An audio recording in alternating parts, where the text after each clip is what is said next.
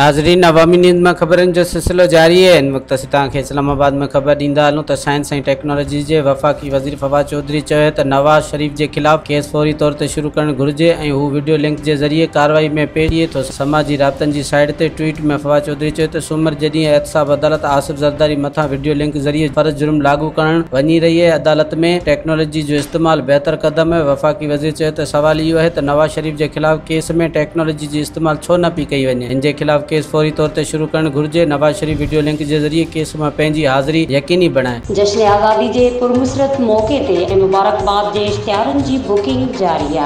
राब्तो कंदा 0308316188। मज़ीद खबरों और तफसीलात के लिए विजिट करें हमारी वेबसाइट www.awamiNewsHD.com।